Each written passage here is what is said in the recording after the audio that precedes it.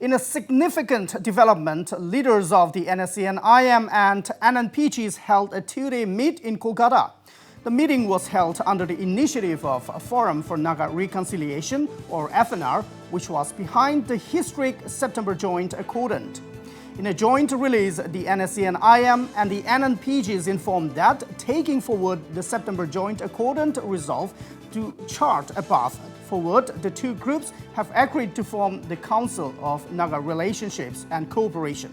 The two groups also resolved to keep aside the divisions of the past.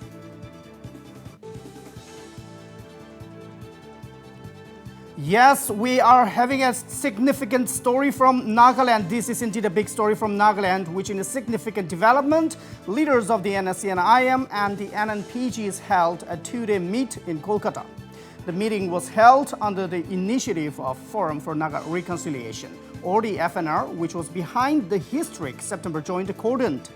In a joint release, the NSCN-IM and the NNPGs informed that, taking forward the September Joint Accordant resolve to chart a path forward, the two groups have agreed to form the Council of Naga Relationships and Cooperation.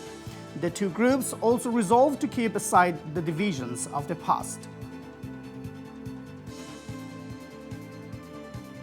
So now I'm being joined by my colleague Naparun. So Naparun, how significant is this meet in the current context?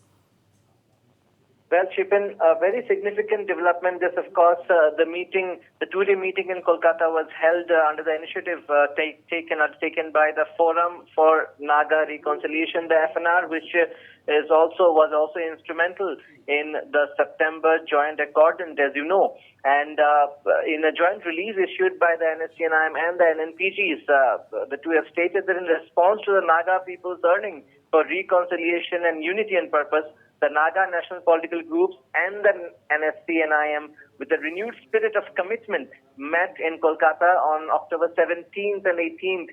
So yesterday, the meet concluded, and the meeting was held under the initiative of the FNR. Now, here's the significant part, Chipin.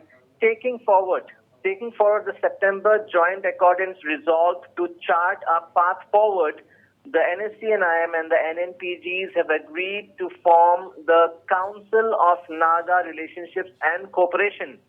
And this Council of Naga Relationships and Cooperation will be led by the convener of the NNPGs and the chairman of NSCN-IM to explore at the earliest realistic ways for Nagas to move forward on the basis of Naga historical and political rights. So this is a very significant development for the first time. We all know what has happened in the past few months or the past couple of years, and the bitter exchange of words between the NSCN-IM and the NNPGs. But they have now decided to work together, and following the resolve, the September Joint Accordant resolve, the two groups have decided now to form what they're calling the Council of Naga Relationships and Cooperation. We need more inputs on what this new organization, the new group that they are forming, they're coming together and what will the function, how will they go forward, how will they cooperate? But basically, it's all related to the Naga Peace Talks.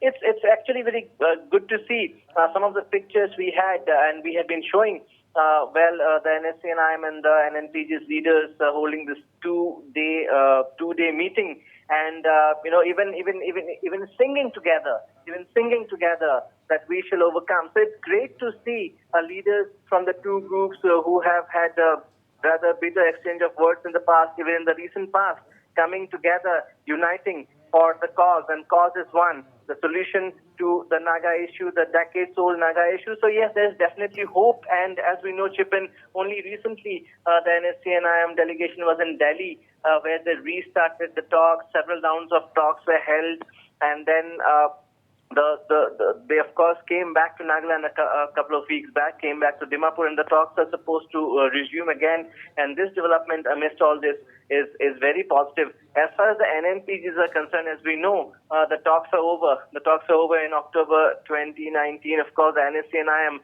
has been raising the issues of a separate flag and constitution. But the two groups have been targeting each other over the last 2 years or more, and there had been frequent press releases with one group targeting the other. Now, with the intervention of the Forum for Naga Reconciliation, we are seeing the leaders come together for the cause of the Naga people, and that's the biggest positive that we can take from what has happened since September, since the Joint Accordant was signed. And it's no looking back, it seems now, for both the NSCN-IM and NNPGs. They have decided to work together, and that is something which was needed, much needed, because there can only be one solution, mind you, Chipin, as has been maintained by everyone, including the Government of India and the Naga people and the negotiating groups. There can only be one solution. There cannot be two solutions.